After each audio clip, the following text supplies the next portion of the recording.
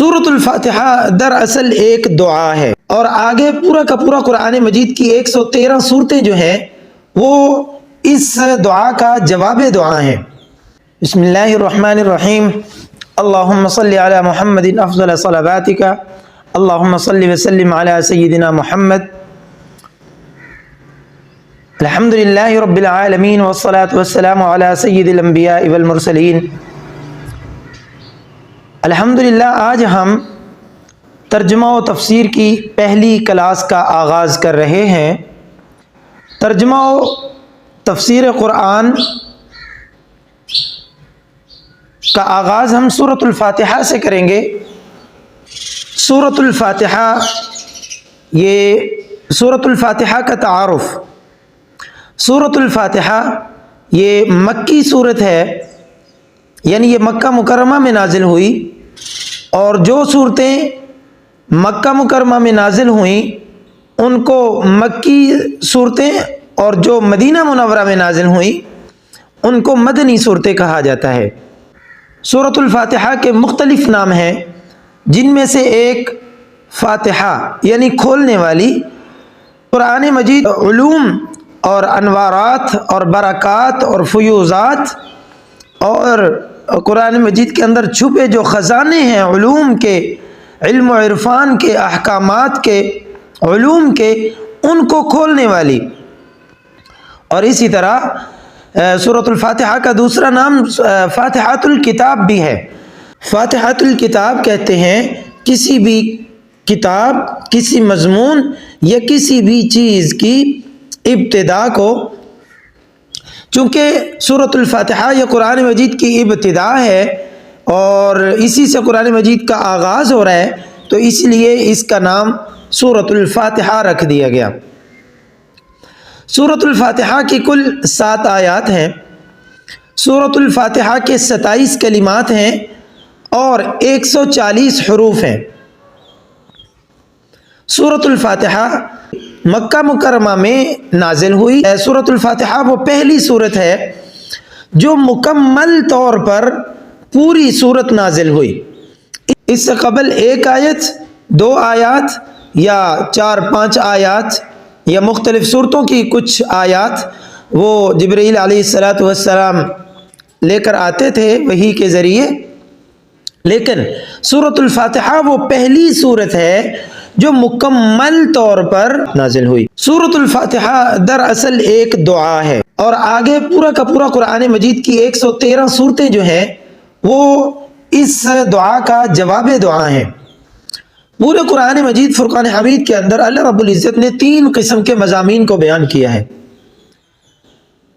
توحید، رسالت اور قیامت۔ پورا کا پورا قرآن مجید ان 3 چیزوں کا مجموعہ ہے، 3 مضامین کا مجموعہ ہے۔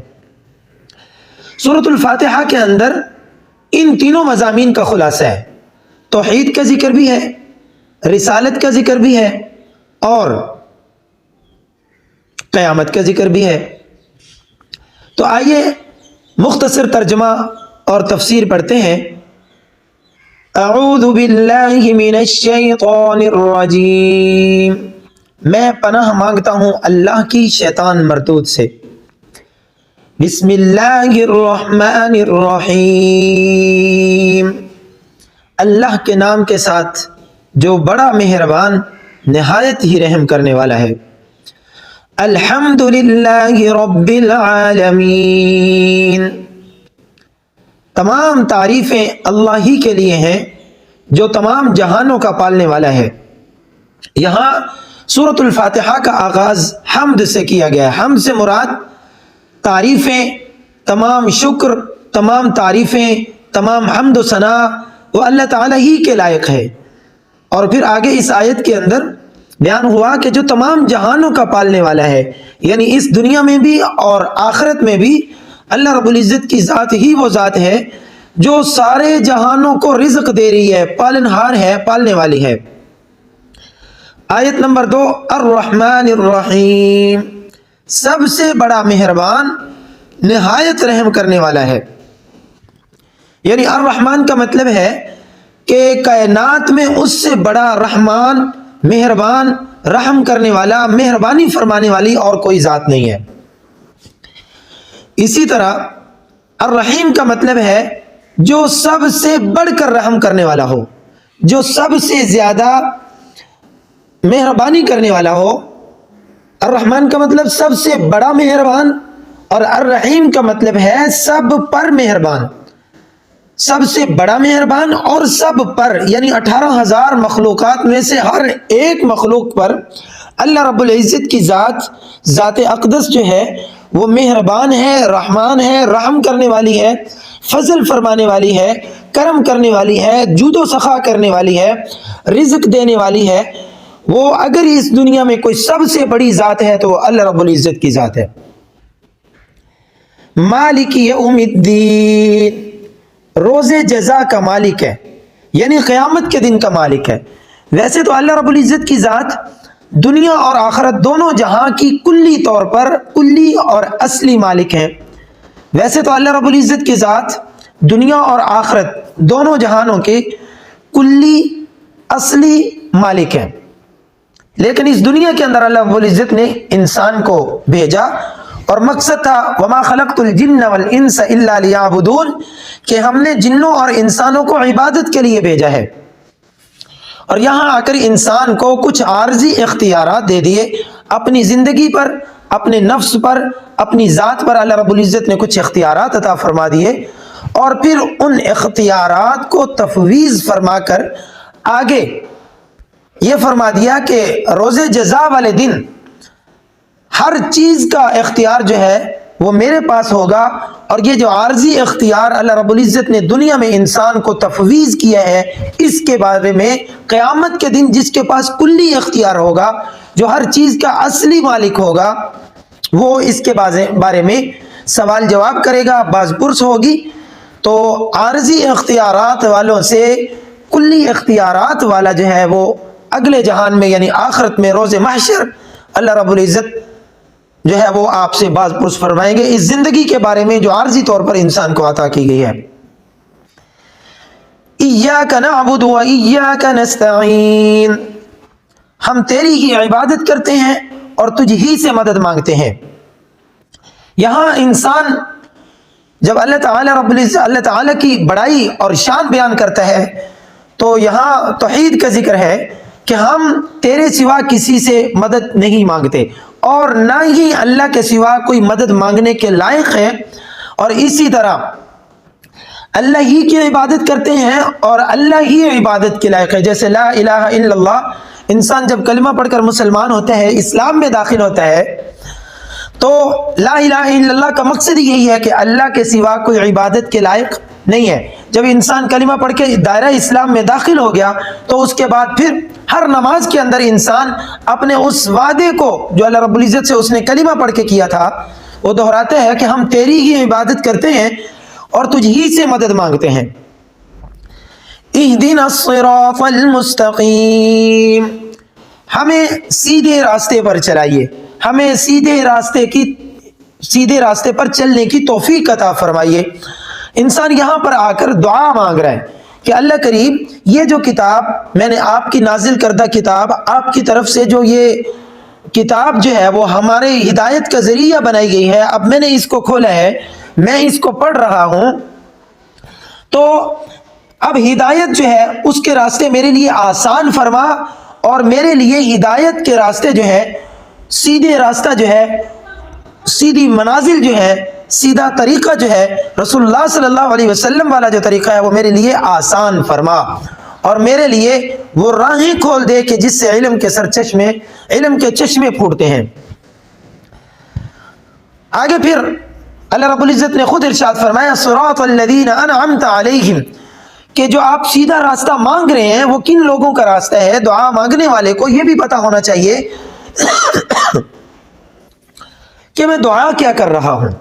صراط الذین انعمت علیہم، ان لوگوں کے راستے پر جن پر تیرا انعام ہوا، یعنی انسان اللہ رب العزت سے کہتا ہے کہ اللہ مجھے اب صراط مستقیم پر تو چلائیے، مگر صراط مستقیم کون سا ہے؟ پھر اللہ رب العزت خود ارشاد فرماتے ہیں کہ صراط مستقیم وہ ہے کہ وہ راستہ کہ جس پر انبیاء کرام چلے، وہ راستہ کہ جس کے بارے میں انبیاء کرام نے بتایا، وہ راستہ کہ جس پر صحابہ کرام چلے، وہ راستہ جس پر تابعین اور تبع تابعین چلے، وہ راستہ جس پر اللہ کے نیک بندے اولیاء کرام چلتے ہیں، وہ سیدھا راستہ ہے، وہ نیک راستہ ہے، وہی اصل دین ہے۔ رسول اللہ صلی اللہ علیہ وسلم کے احکام و سنن پر عمل کرنا یہی سیدھا راستہ ہے، اور یہی وہ راستہ ہے کہ جن پر اللہ تعالیٰ کا انعام نازل ہوا وہی لوگ یہ راستہ اپناتے ہیں۔ اور پھر آگے انسان آخری آیت میں یہ دعا کرتا ہے غیر المغضوب علیہم، کہ مجھے ان لوگوں کے راستے پر مت چلانا کہ جن پر آپ کا غضب نازل ہوا، جن پر آپ کا غصہ نازل ہوا، جن پر آپ ناراض ہوئے۔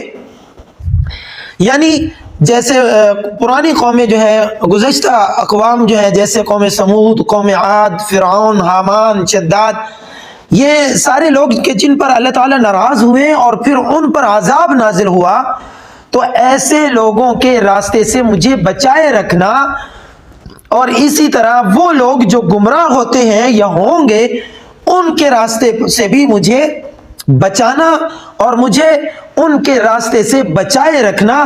میں صرف اگر چلوں تو رسول اللہ صلی اللہ علیہ وسلم کے بتلائے ہوئے راستے پر اور طریقے پر چلوں اور آپ کے احکامات کے مطابق زندگی گزاروں۔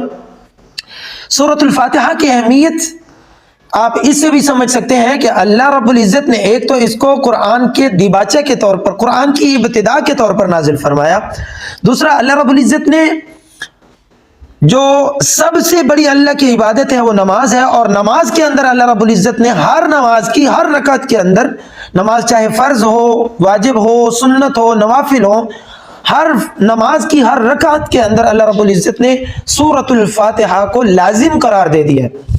اور یہ تین مضامین جو ہیں، توحید، رسالت اور قیامت، یہ تین بنیادی چیزیں جو ہیں، تین بنیادی عقائد جو ہیں، یہ انسان ہر نماز کے اندر اللہ رب العزت کے سامنے ان کا اظہار کرتا ہے۔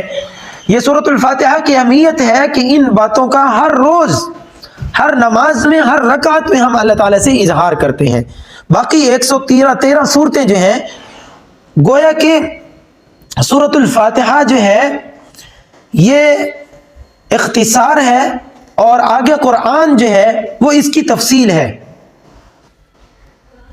اور سورۃ الفاتحہ کی کچھ فضائل ہیں کہ اگر کوئی بھی شخص کسی بھی بیماری کے لیے اس کو 3 دفعہ پڑھ کر، پانی پر پڑھ کر پیتا ہے، یا کسی بھی مریض پر پڑھ کر صدق دل سے اور توکل علی اللہ کرتے ہوئے کسی کو پھونک دیتا ہے یا کسی پر دم کرتا ہے، تو اللہ رب العزت کی ذات اگر چاہیں تو اس کو شفا عطا فرماتے ہیں۔